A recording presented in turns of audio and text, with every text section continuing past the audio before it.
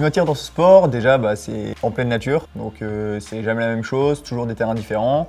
Et c'est le fait aussi de courir, mais avec la tête également, c'est courir et réfléchir. Ce sport, il est unique parce qu'on allie les jambes et la tête. Ce qui rend surtout la course d'orientation intéressante, c'est que c'est pas nécessairement le plus rapide qui va gagner, c'est celui qui sera le plus rapide en allant dans la bonne direction.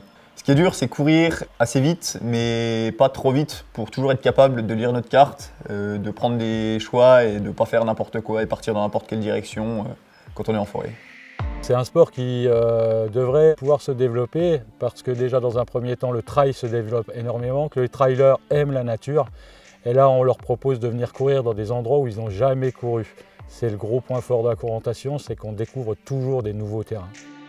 C'est un sport merveilleux parce qu'on change sans arrêt d'endroit. On a le plaisir de faire entre deux balises ce que l'on veut, c'est-à-dire choisir le meilleur itinéraire, sortir des chemins ou pas, prendre son temps ou courir vite.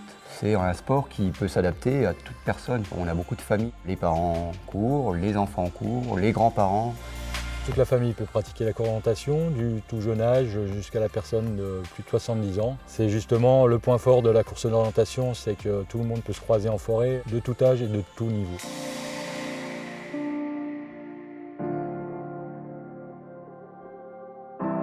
C'est un super terrain de jeu pour pratiquer la course d'orientation. On a des forêts qui s'y prêtent vraiment super bien, qui sont assez variées. On va avoir des terrains un peu plus plats si on descend du côté d'Épinal.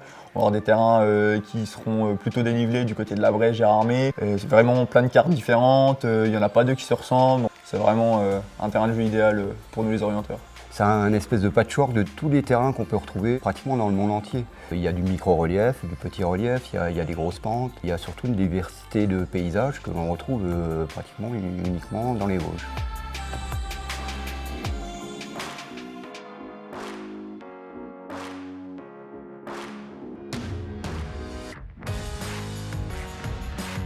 Les championnats de France qu'on va organiser, donc c'est sur une carte qui a déjà été utilisée pour les championnats du monde en 87. Et donc c'est un terrain qui a été retenu parce qu'il est particulièrement technique et c'est une carte qui n'avait pas été réactualisée depuis, du coup il n'y a pas eu de course depuis. Donc ça va être pour la majorité des orienteurs qui seront présents au mois de mai dans les Vosges, ce sera la découverte d'un nouveau terrain pour eux, auquel ils n'auront encore jamais été confrontés.